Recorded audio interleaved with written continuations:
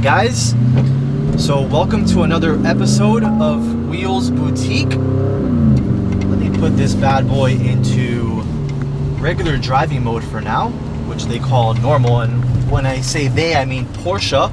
We are in a 2022 Porsche Cayenne Turbo GT.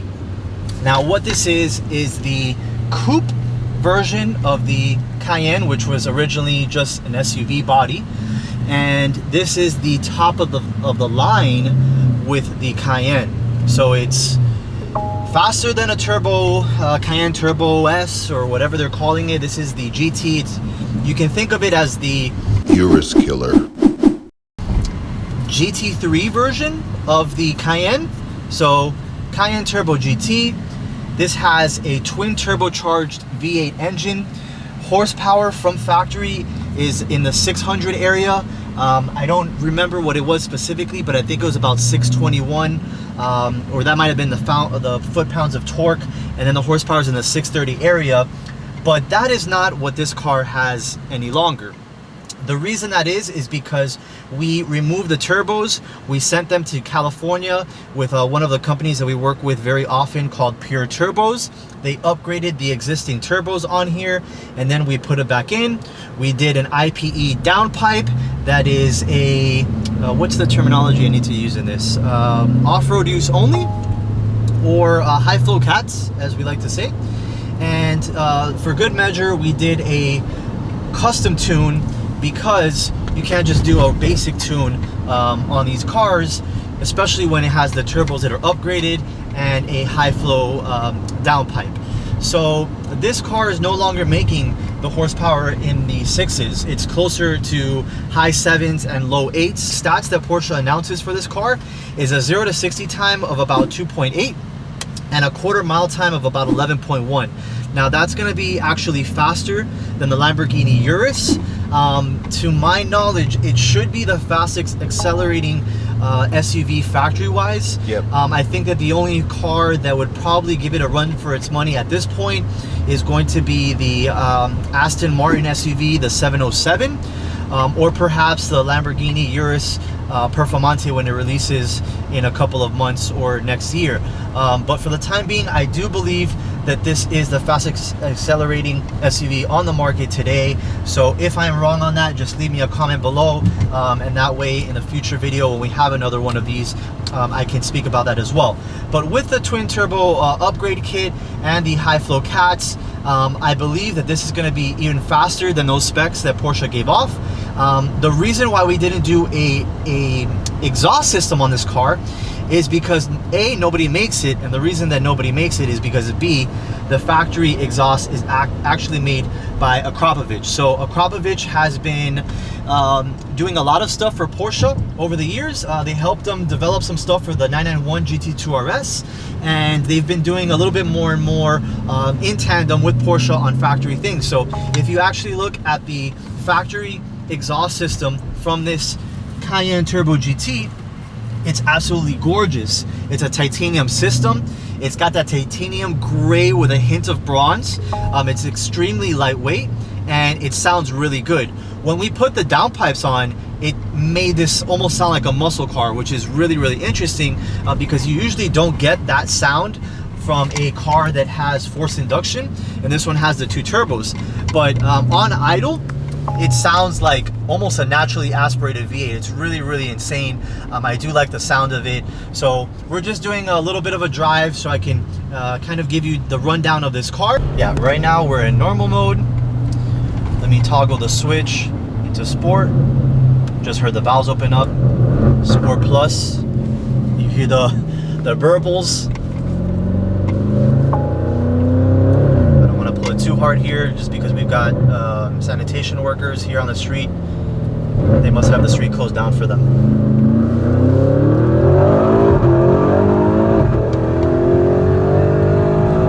Woo! This thing is, oh my goodness, this is out of control.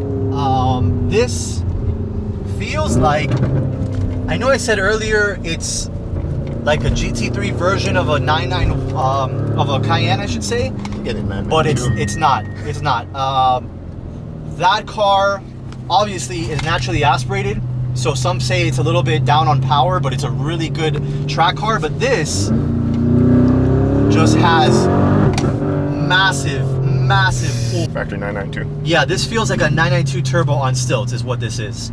All right, so now that we're out of the car, I want to get Marvin to pan around so you can see the wheels. They are, of course, Anarchy RS 6.2s. Now, this is the very first Anarchy RS 6.2 in the world.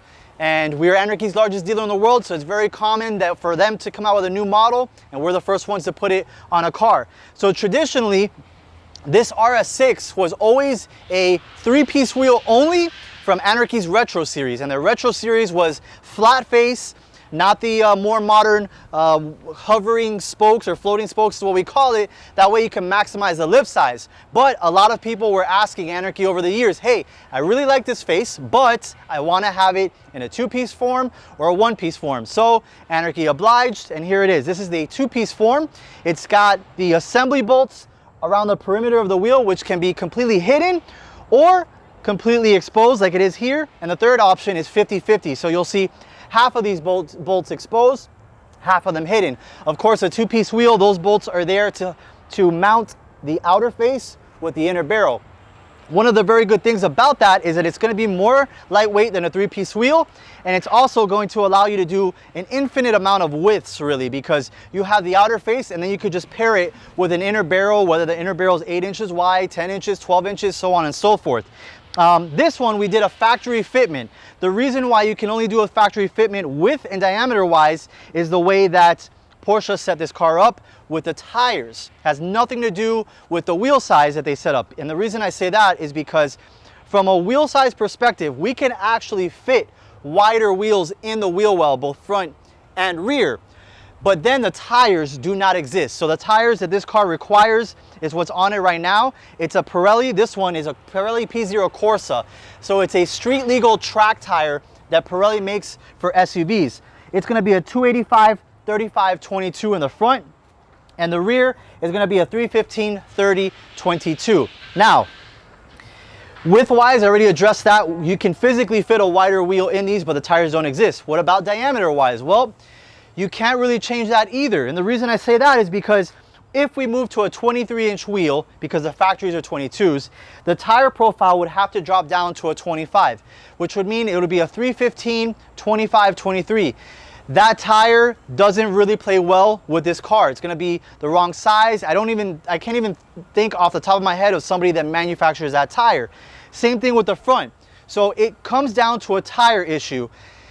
It has to have the same rolling diameter as what the car comes with, which these are the factory tires as I mentioned.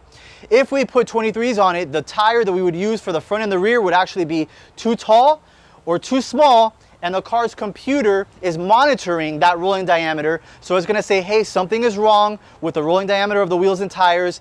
It would possibly throw a check engine light, possibly enter the car into limp mode, which are things that you do not wanna do. So on these specific Cayennes, the Turbo GT, the biggest size that you can do is 22s front and rear. That's why we went with these. We reused the factory tires because they're extremely sticky Pirelli P0 Corsas, as I mentioned. Going back to the Anarchy wheels, these are more lightweight than the factory wheels, despite the fact that they're a 2-piece wheel. So we could even do this into a 1-piece if we wanted and be even more lightweight than this version.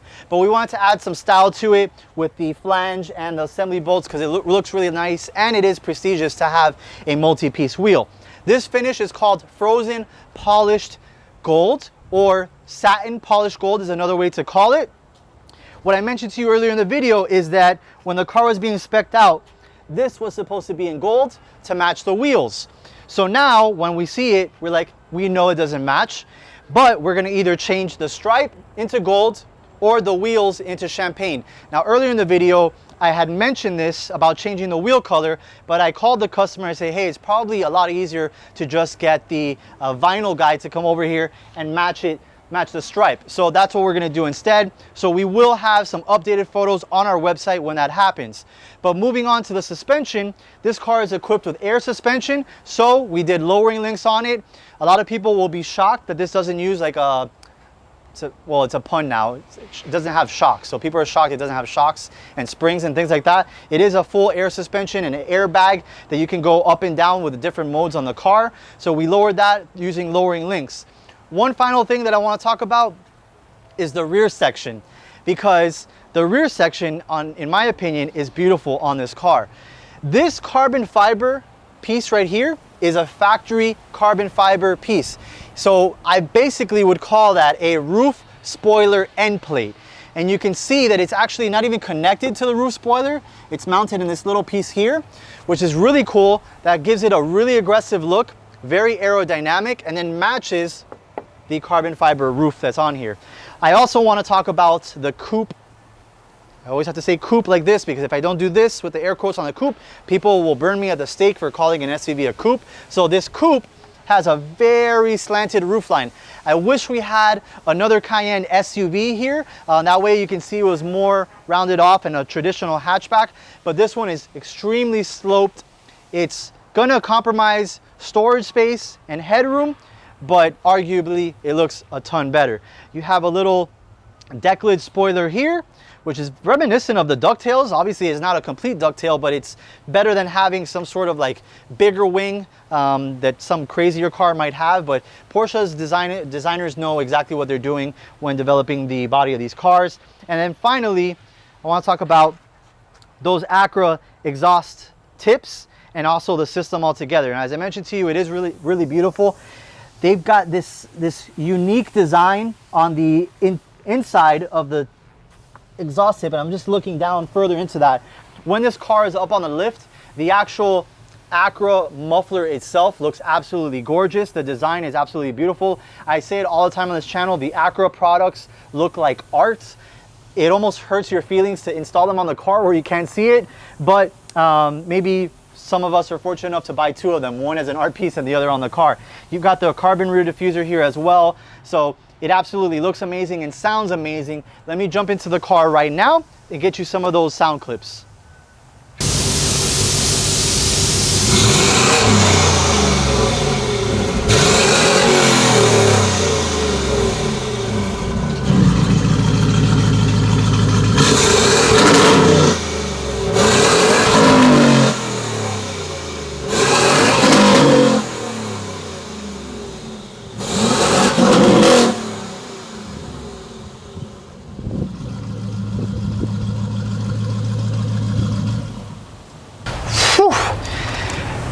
I hope that the sound is making its way through the airwaves to you guys on the video.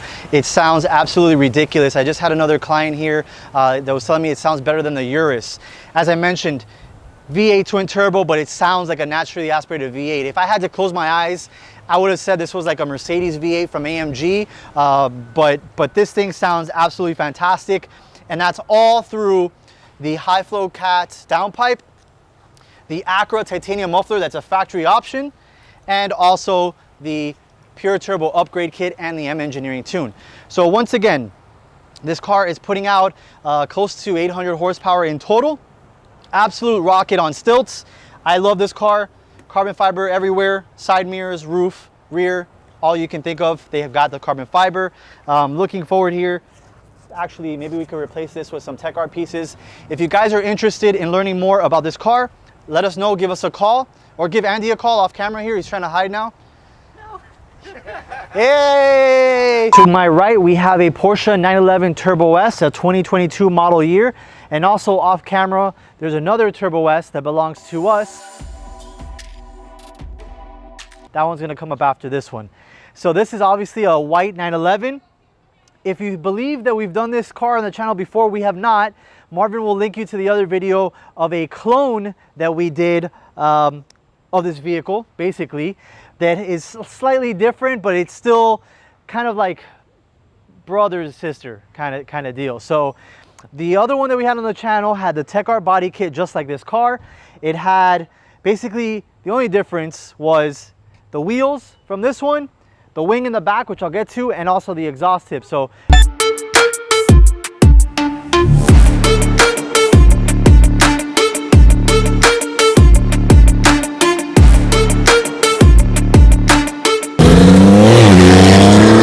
but they are two totally different cars.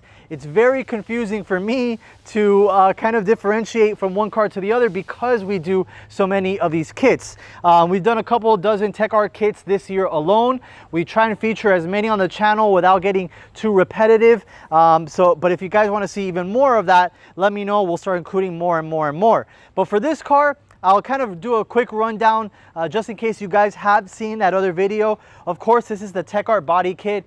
They call it the GT Street Kit. There's one step above that called the GT Street R. That's a limited edition to 87. We will be building one of those on this channel as well. But for the Street Kit, you have a brand new front bumper, multiple elements, multiple pieces for that front bumper. So the original bumper for this is in our warehouse behind this red door. Then you have a brand new side skirt. You have a carbon fiber TechArt side air intake as well. And then moving our way to the back, it's a brand new rear diffuser area that also comes in multiple pieces. Again, the factory pieces are stored here in our warehouse safe and sound. So this customer will either have it delivered to his home or have it here for safekeeping for the time being. So one thing I did want to address on this car that the other clone white version did not have is the TechArt wing right here. So the 911 Turbo S's come with two different wings from factory. One is called a sport design package and the other one is a non-sport design package. This is actually the non-sport design package. So the base of it is kind of like a little ducktail, which allows TechArt to build a carbon fiber blade right on top of it. So I was looking off angle to our car. We also have the non-Porsche Sport Design version of it, but when you go back to that other video, make sure you take a look at that car as well because you'll see what I mean. The Porsche Sport Design base comes up a little bit and this wing, when it retracts back down, would clip the edges of it. That's why the TechArt wing does not work on those cars that are not equipped with that. This one luckily is equipped with that, so you guys can see the difference between, you know, having still the factory wing on it versus the carbon fiber. It's a really cool blade. I think that this completes the entire kit very nicely, and it's one of my favorite parts of the TechArt body kit, which of course is made in Germany, shipped directly to us here in Miami. We've become one of their largest dealers in North America and the world with all of these builds that we have. Staying in the back here, this car, another difference that I noticed is going to be the factory option. This customer did the clear taillights. On my other white 911 Turbo S, it was the red, and the exhaust tips. So this has the oval tips. On the other white 911, it was the quad tips. So there's like four little kind of like rectangles, if you will. So there are some minor differences between the two, but they are really close in just their bodywork and how similar they are together to each other. The interior is also Bordeaux, which is that red wine kind of deal, and the other car had it too. The biggest difference, of course, is going to be the wheels. So on the other one, we did a set of Anarchy AN33s. It's a three-piece wheel. On this one, we're doing Anarchy S1X1s, which are a one-piece wheel. Now, the AN33s that we did on the other car, that can be done in a one-piece as well. And this one could be done in a three-piece. If this was a three-piece version, this would be called the S3X1 as opposed to the S1X1. So this is a real cool setup. It is not the first time that we've done this wheel, size, and color combination on a 911 Turbo before. We've done it on a gentian blue convertible that belonged to a really good customer of ours down here in South Florida. And then this setup overall, we really popularized with one of our good buddies that's on Instagram, Fish Whips. We mentioned him on the channel many times. We do a lot of his cars, probably a couple hundred over the years. And he had a graphite blue metallic, if I'm not mistaken, 991.2 Turbo S, and he had the S1X1s in this two-tone finish. That car uses a different fitment. That car had a 21 by 9.5 front and a 21 by 12.5 rear. This car uses a 21 by 9.5 in the front, but a 22 by 13 or sometimes 12.5 in the rear. This one right here is going to be that 22 by 12.5, just because the one-piece forging in a 22 by 13 just doesn't exist. I want to take a closer look at the finish on this. So you've got basically what we call a mesh design. So each spoke is going to split and then split again. So in total, if you count these up, I'm going to imagine that it's probably close to 20. So 2, 4, 6, 8, 10, and then the rest of the wheel, that'll be match up to 20. Half of the spokes are finished in this silver, or some people would call it machine. It's going to be called brushed clear, or brushed gloss clear is what Anarchy officially will call it. And then the windows, which are the other half of the spokes, are going to be a brushed gloss gunmetal. So two-tone brushed clear with brushed gunmetal is what this finish is. Extremely nice setup. I do like this a lot just because there's so many spokes. So when you have two different colors to it, it brings out a different element to the wheel. If you take a look at it, you can like focus on the silver portions, and then you can also get really focused on the gunmetal portions. When this wheel is all one color, it almost looks like a completely different wheel. And I know this firsthand because I had a customer with a Bentley Continental, and he saw this wheel. He wasn't sure about the two-tone, so he just wanted it in one single finish. And then when we got it on the car, he asked me, did we order the same wheel? Yes, we absolutely did. It's just depending on the finish that you choose, it really makes a huge difference and a world of difference on how nice the wheel looks. I know Marvin's getting a little antsy just because we get some raindrops right now. There's a huge cloud over us. So without further ado, let me get into our 992 Turbo S. This is not the first one we've owned. We've owned an oak green metallic one as well. That had some HRE S107 SEs. This one, this Guards Red, I believe it is HRE S101 SEs. So same fitment on these two cars, but this is a multi-piece wheel. That's a one-piece wheel. So on this side, it may look a little bit bigger than the wheels on this one, and that is because the way that HRE designed this multi-piece wheel. So this is one singular barrel. They call it FMR barrel or forged monoblock rim, and it has a step lip design, which naturally kind of makes the center face look just a little bit smaller. So if you compare them side to side, you would swear that that car has bigger wheels, but they're actually the same exact size. This is a brushed clear finish and a polished clear outer lip. Very nice setup that we've done on here. Again, 21 by 9.5. This one is actually a 22 by 13. We try and go the most aggressive possible on our cars so that you can kind of see pushing the car to the limits and what the car can actually accept. This is actually the same setup as our Ultimate right next to it, which is a 22 by 13 Anarchy RS 5.3. So same tire, 335, 25, 22 on that, 335, 25, 22 on this, and the front's gonna be a 255, 30, 21. So one of the things that we'll be doing for our cabriolet is we're going to be doing a 1016 Industries carbon fiber kit. So I even don't know what all those components are made up of because it's a fairly new kit. But when we installed it on the car, I promise you we're going to have it next to a TechArt car so that you guys can see side by side. We're not really pinning the two against each other. There's plenty of room in this aftermarket modification space where both companies can exist, and you can do some really cool setups. But some people will like a different thing, you know, different strokes for different folks. I know I always struggle with that saying, but different flavors, different looks, and different interests that people have. So we'll have the 1016 Industries carbon fiber setup, put it next to a TechArt car, and then you guys can decide which one you like better. So let us know what you think about these two cars in the comment section below. Make sure you subscribe to our channel, hit the bell icon, and I'll see you guys next time. I'm gonna get wet.